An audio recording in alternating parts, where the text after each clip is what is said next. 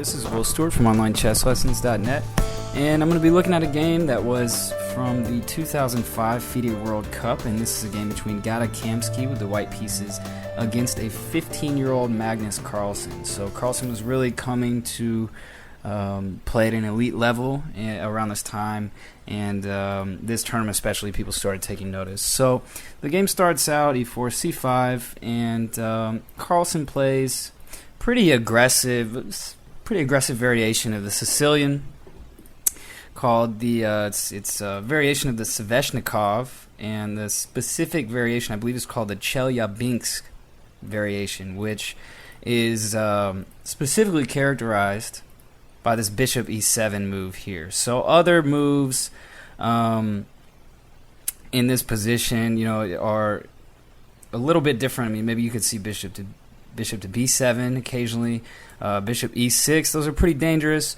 but the bishop e7 move is even a little more dangerous because black is neglecting, you know, let's say bishop e6. Sometimes he'll just let these pawns get doubled with the idea of playing f5 and bishop to g7, something along those lines. So in this game, Carlsen plays a line that's black is trying to pretend this pawn isn't so weak on d6 and that he's going to have compensation for his slight lag in development due to the fact that he's got the two bishops and good control of the dark squares with this bishop on f6. So c3 by Kamsky here, and I believe c4 was also an option, but I don't like it quite as much, like something like this. And I don't know. I mean, I'm not such a fan of this position for white. I think black has good control of the dark squares. So anyway, so c3 here by Kamsky, and I really like the plan that Kamsky employed. So bishop g5. So black is trying to take control of this diagonal. So now white's queen can't go to d2, and specifically his knight can't transfer. He can't use the e3 square to transfer because the bishop on g5 is guarding that square. So now knight e7. So a key feature in these types of positions, especially in this variation, is that black wants to challenge white's central control and dominance of this d5 square. And in exchange, white wants to continue to occupy that square with a piece so that he can continue to have pressure on the d6 pawn and just maintain a centralized piece there. So now with knight b4, white kind of sidesteps the bishop on g5 and manages to reinforce and maintain a knight on d5 pretty easily. So castles by Carlsen and a4 here. So a4, Kamsky sensing that his king's not going to be in much danger in the center. He can take his time to kind of get it out, and he doesn't need to play bishop e2 and castles immediately. He's playing a4, so he's trying to bust open black's queenside before black has time to really defend it at all. And so with a4, obviously trying to make a target of that pawn on b5. So black takes. Just something to point out, if a5 here, black tries to get fresh with a5, simply a takes b5, and white's going to be up a pawn, and this a5 pawn is going to be super weak. So that's not going to work. So takes and queen takes. So now white is really transferring all of his pieces to the queen side and specifically pinpointing this a6 pawn. He's got the rook, the queen, the knight, and the bishop all hitting that a6 pawn. And so if black's not careful, let's say black plays a move like, who knows, bishop b7, white could try to set up a serious blockade with queen a5, just as an example of really trying to go after that pawn. Maybe in the future, maybe something he could think of is, you know, queen to a5 so that black can't play a5 himself to liberate and gain space. So instead, Carlsen plays a5 immediately. So he's trying to get off the heat on that pawn. And bishop to b5, a very nice move by Kamsky. So this is why Kamsky was waiting to develop that f1 bishop, because now he's, due to the help of some good tactics and extremely aggressive opening play, Kamsky is able to put his bishop on b5, which is an ideal square. Now black really can't move any pieces along this diagonal. And so to compensate, black owns this diagonal, which is not nearly as important, the c1 to h6 diagonal. So now Carlsen decides to the pressure maybe is going to be a little bit too much, and maybe white was starting to threaten something like knight c6 here. So he decides to alleviate some pressure because, when you're defending, it helps to trade pieces. It alleviates the dynamic attacking potential of your opponent. So he takes d5, knight takes d5. So now what's going on? Well, black still got those two bishops, so that's good, but maybe not good enough. White has just a fantastic knight on d5, and his bishop is ready to come to c6, followed by b4 and b5, and really control a lot of squares in black's position. And Carlsen, I think, was a little confused here. He had played the opening, he had misplayed it slightly. This opening is very tricky, and Kamsky had played extremely energetically in response. So he tries bishop to e6, maybe thinking about trying to trade this knight and go into a bishops of opposite colors endgame to maybe get some drawing chances there, even though he would have an inferior position. So now bishop to c6, so Kamsky is really creeping in, and he's getting ready to play b4 and b5. And you can really see how many squares the minor pieces are controlling for white. So definitely controlling a lot of squares in the center. So rook b8, trying to set up some counterplay. Obviously, queen takes a5 would just be a horrible mistake for white. He would throw away all of his advantage by trading those pawns, and this is just a draw in the end game. No doubt about that. So definitely precise in rook to a2. So a pretty common move for white in this variation of Sveshnikov. Rook to a2, just, the rook is well placed on the a file. It's got good prospects. Maybe it can even swing over on the second rank. And in the meantime, why not guard the b pawn? So now queen to c8. So Carlsen is trying to defend. He's trying to tie up some of white's pieces. And, now, obviously, queen takes a5 would fail to queen takes c6. So he's got a couple of, Carlsen's not going down without a fight. And now castles by Kamsky, so he finally castles. He's got nothing to worry about. The bishop's staying there.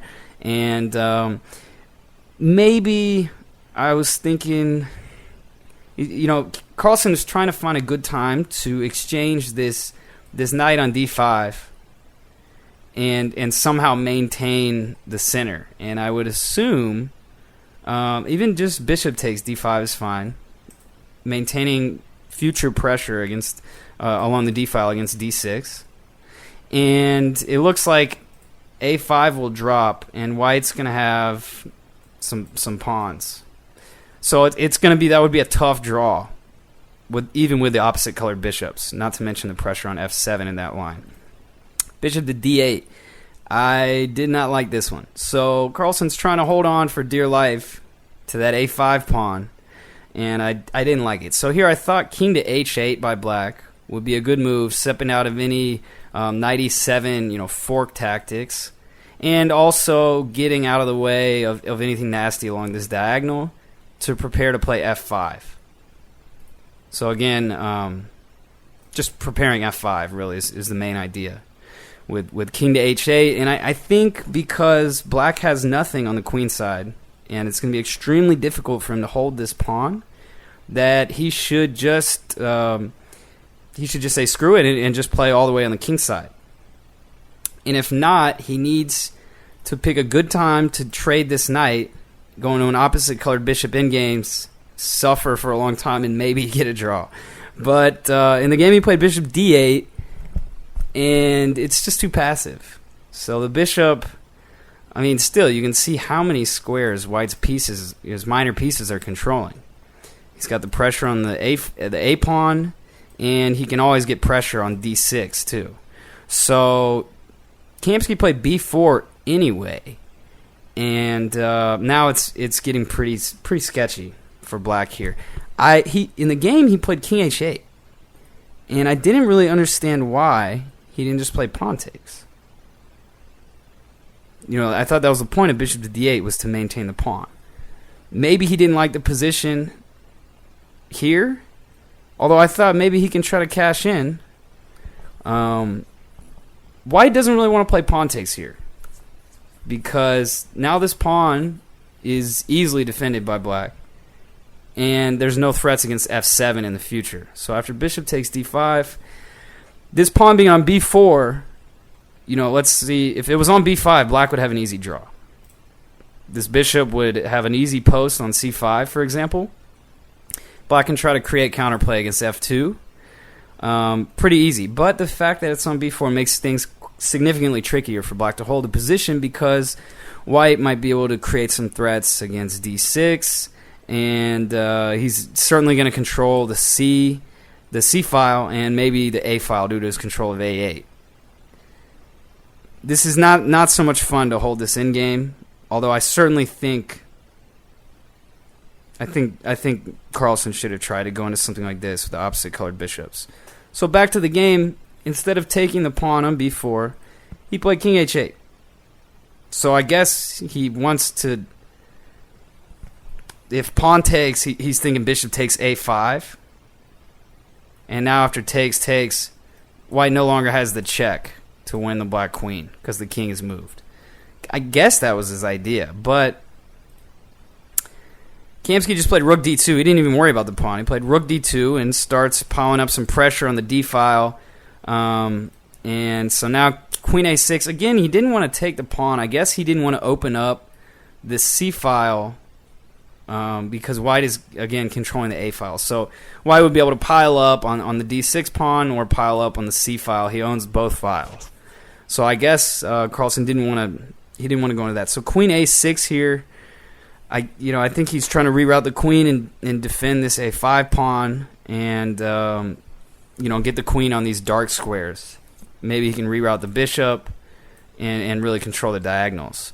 So in the game, Kamsky played b5, queen a7. Now queen a3, a really nice move by Kamsky. Just putting a little pressure on that d6 pawn. So now bishop takes d5, and Kamsky had a pretty nice little tactic here. Queen takes d6.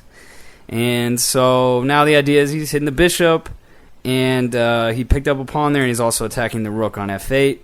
Black responded, bishop e7 to defend the rook. Queen takes, now rook d8, and queen a2. So now white has two passed pawns, but the fact they're opposite colored bishops on the board maybe gives black some hope of drawing. But after queen a2, takes, and a4, so Carlsen tries to get some counterplay. Maybe bishop c5 is better, but a4, he can't fault me. He wants to get the pawn to at least an active square. Queen a2, and now a3 was just too greedy. And I think Carlsen was in some pretty bad time trouble here. So after queen takes f7, White just has too many pawns now. In the endgame, it's going to be pretty easy to mop up. And rook f8, Carlsen in time trouble, he just missed b6. And so here, I believe Carlsen resigned because there's no way he can continue defending the bishop on e7. And rook takes f7, b takes a7, followed by a promotion. So very nice game by Kamsky. But you got to remember, Carlsen was only 15 at this time, and what can you say? Carlsen's a monster these days. So yeah, definitely a great game by Kamsky, showing how playing very aggressively in the opening and playing for the initiative immediately can put a lot of pressure on your opponent and make them, force them to commit mistakes. So this is Will Stewart from OnlineChessLessons.net, and thanks for tuning in.